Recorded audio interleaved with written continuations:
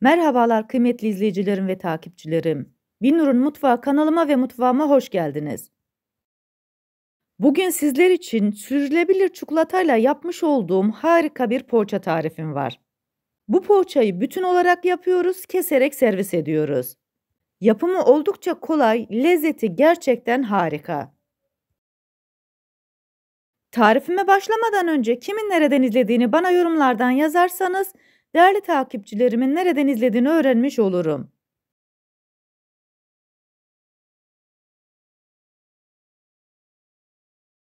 Sizleri daha fazla bekletmeden bu leziz poğaçanın tarifine geçiyorum. Herkese iyi seyirler.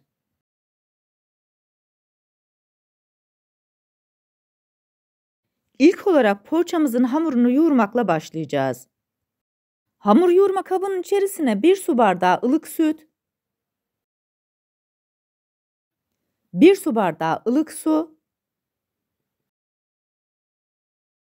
1 tatlı kaşığı toz şeker, 1 paket mayayı koyarak güzelce karıştırıyorum. Tarifimde kullanmış olduğum su bardağı ölçüsü 250 mililitre. Bu aşamada önemli olan kullanmış olduğunuz sütün ve suyun ılık olması gerekiyor. Daha sonra içerisine 1 çay bardağı sıvı yağını ekliyorum. Karıştırmaya devam ediyorum. Sütünüzü ve suyunuzu ılık kullanmazsanız mayanız aktifleşmez. Tarifimde 1 adet yumurta kullandım. Yumurtanın beyazını hamurun içerisine koyuyorum, sarısını üzerine sürmek için kenara ayırıyorum. Daha sonra güzelce karıştırıyorum. 4,5 su bardağı unu azar azar kontrollü bir şekilde ekliyorum. Bu arada tarifimi buraya kadar izleyip beğendiyseniz ve hala kanalıma abone değilseniz abone olup beğeni ve yorumlarınızla beni desteklerseniz çok sevinirim. Unun kalan kısmını da koyduktan sonra 1 tatlı kaşığı tuzu ekliyorum. Spatulayı hamurun içerisinden çıkartıyorum, elimle yoğurmaya devam ediyorum. 2-3 dakika boyunca yoğurma kabının içerisinde yoğuracağım. Daha özlü bir hamur elde etmek için hamuru tezgahın üzerine alıyorum. Bu aşamada hamurun tezgaha yapışmaması için üzerine biraz un serpiştirebilirsiniz.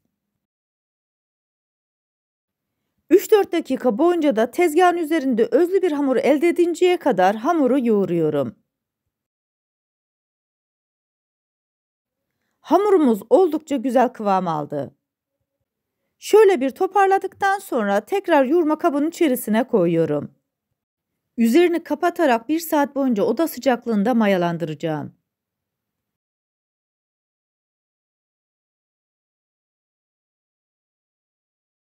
Poğaçamızı koyacağımız kek kalıbını hazırlıyoruz. Kek kalıbını sıvı yağ ile güzelce yağlıyorum. İsterseniz bu aşamada sizler tereyağı da kullanabilirsiniz. 1 saatin sonunda hamurumuzun üzerine açıyoruz.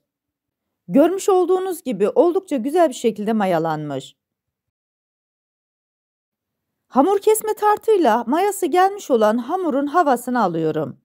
Böylelikle mayanın tadını hissetmeyeceğiz. Sizler de bu şekilde yapın, aksi halde mayanın tadını hissedersiniz. Tezgahın üzerine biraz un serpiştirerek hamuru tezgahın üzerine alıyorum. Burada hamuru hem toparlıyorum hem de beze haline getiriyorum. Bu poğaçayı yapmak gerçekten çok pratik. Tek parça halinde yaptığımız için yapımı da oldukça kolay. Beze haline getirmiş olduğum hamurun altına üstüne biraz un serpiştiriyorum. İlk önce elimle biraz büyütüyorum.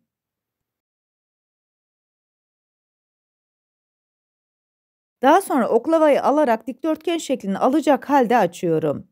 İsterseniz bu aşamada merdane de kullanabilirsiniz. Hangisi elinize kolay geliyorsa o şekilde yapın. Önemli olan hamurun 1 santim kalınlığa gelinceye kadar açmak. Bu arada tarifimi buraya kadar izleyip beğendiyseniz sosyal medya hesaplarınızdan arkadaşlarınızla paylaşarak bana destek olursanız çok sevinirim. Ayrıca kanalımda birbirinden güzel diğer tariflerim var. Onlara da göz atmayı sakın unutmayın.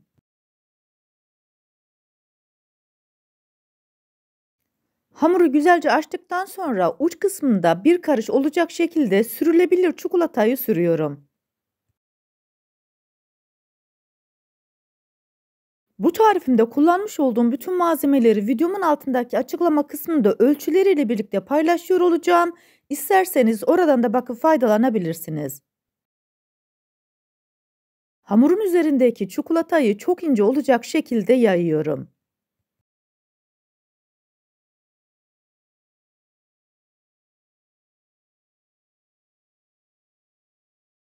Hamurun kalan kısmını rulet yardımıyla keseceğim.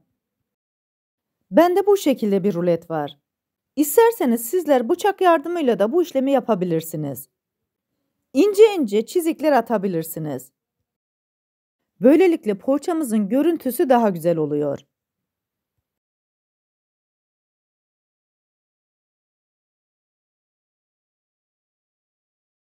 Daha sonra hamurumuzun Nutella sürmüş olduğumuz bölümünden başlayarak sıkıca rulo haline getiriyoruz.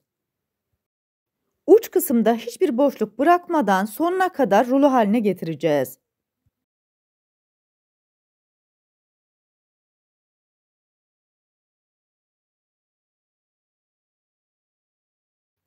Hamurumuzu rulo haline getirdik. Şekli de oldukça güzel oldu.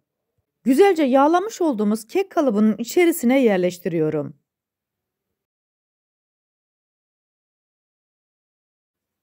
İki ucu birleştiriyorum. Yumurta sarısını ayırmıştık. İçerisine biraz sıvı yağ koyduktan sonra güzelce çırpıyorum. Poğaçamızın üzerine sürüyoruz. Poğaçanın üzerine kapatıyorum. 10 dakika boyunca tepsi mayasının gelmesini sağlıyoruz. 10 dakikanın sonunda açıyorum. Bu arada fırınımızı da 180 derece alt üst ayara açtık. Poğaçalarımızı sıcak fırına koyacağız. Poğaçanın üzerine biraz da file fındık serpiştiriyorum. Evinizde fındığınız yoksa sade şekilde de pişirebilirsiniz. 40 dakika boyunca 180 derecelik fırınımızda poğaçamızı kontrollü bir şekilde pişirdik. İlk sıcağının çıkmasını bekliyoruz. Daha sonra poğaçayı kalıbın içerisinden çıkartıyorum. Üzerine servis tabağını koyduktan sonra ters çeviriyorum.